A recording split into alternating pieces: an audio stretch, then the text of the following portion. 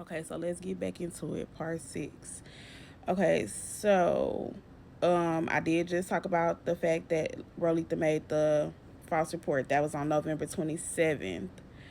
And that was in retaliation for Lil G calling her out about knowing what happened to her as a child and not wanting to give her Miss G's identification information and pay card, right? I read the text between my mom and I. Okay. And so also in the midst of this going on, Lil G is wanting to basically like kind of let it go because she's scared to lose her livelihood because these allegations that they're making um are bad, right? They could potentially make her lose her job. And so I'm like, I'm with you, whatever you want to do or whatever. She gets a call from Adult Protective Services. The man is asking her questions, and he's saying, "I'm getting reports that you put glue in her mouth and burned her feet."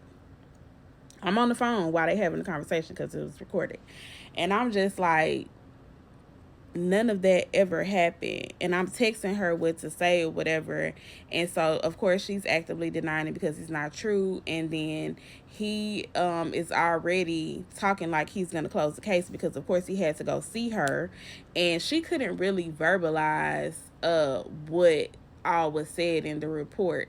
Like she could talk a little bit, but you have to work hard to understand her then. And remember, this is in December November 2024, but it kept going. It was late November, and it kept going into December or whatever. So the man told her if she didn't hear back from him, you know, he told her he was going to close the case. And so basically he wasn't going to call her back. But she was nervous and she was like, I wonder if I should call him. And I was like, he told you he's going to close the case. There's nothing. Don't even worry about it.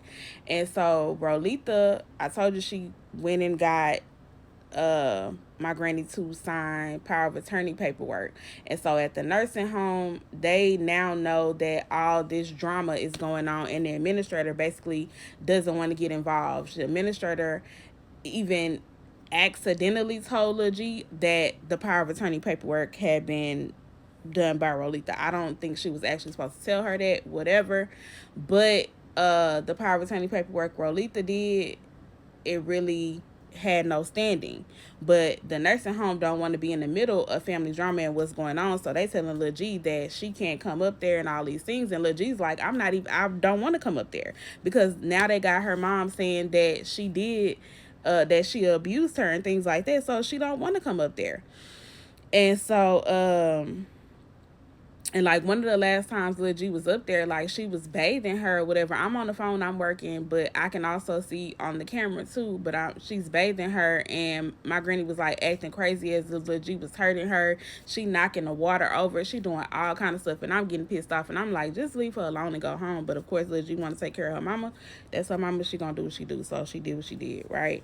But the last time that Lil G was up there, there were other people that worked in the nursing home there. My granny was mad because she said Lil G said she was gonna come back and bring her a breakfast sandwich, and she was mad about that. She wasn't even in the room by herself, and this was right before the allegations came out or whatever. So it was just a lot, and I'm telling Lil G to just leave because she was doing too much.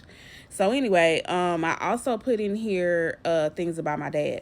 So December 2nd, my dad had reached out to me after not talking to me since early June. Mind you, in early June, I was supposed to take him to the hospital, went to his house. He was not there, called his phone. He did not answer. And he was just acting like a child because he didn't want to go to the hospital. So anyway, he reached out to me December 2nd because he needed help with some Social Security paperwork, and he offered me food stamps. He had a lot of food stamps. And my deep freezer had went out, and so originally I was just like, no, I'm not even gonna call him back.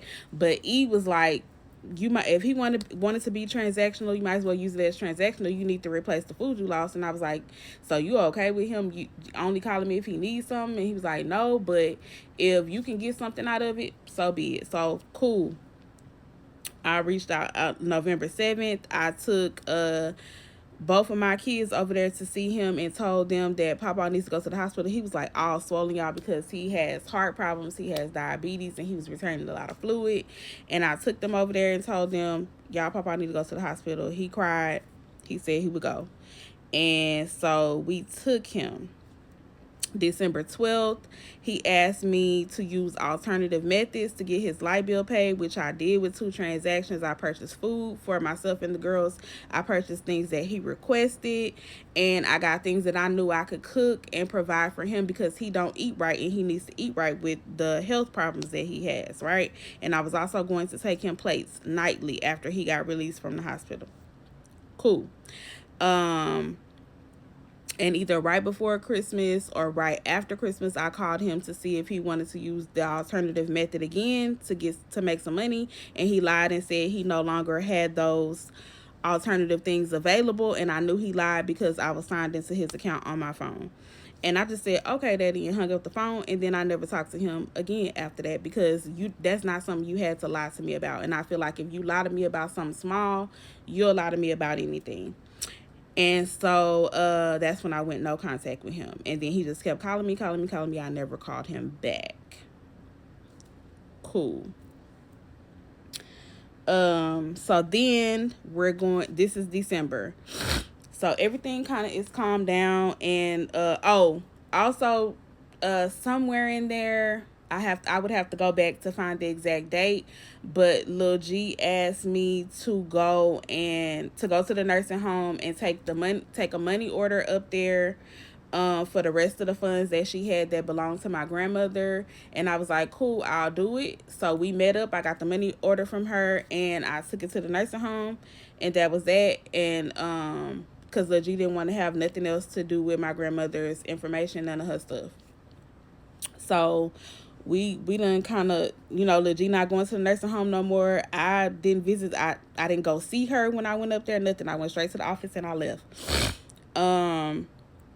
So we thinking everything, it's going to be what it's going to be. Of course, we know they still trying to take her out of there. Lil G had conversations with my Aunt Velda on the phone. I'm listening to the calls. Sometimes I will be on. And Velda was kind of acting like she didn't want my granny to leave. Velda is my grandmother's sister, so she didn't want my granny to leave with Rolita and them either. That's what she kind of acting like, but you can kind of tell when somebody's not being forthcoming, when they're not being truthful or whatever. And so she's also asking about her identification and things. She's saying that she's getting things ready because she will take care of her sister, but then she's also saying she's making references to her G-tube or whatever, which is how she gets her nutrients, and talking about that's inhumane, but that is literally how that's helping her stay alive. But being that she's referencing that, we know that she's been in contact with Rolita and them, because it just coincidence? I think not, right? So anyway, so of course we would still talk about it here and there, but we were not directly involved anymore.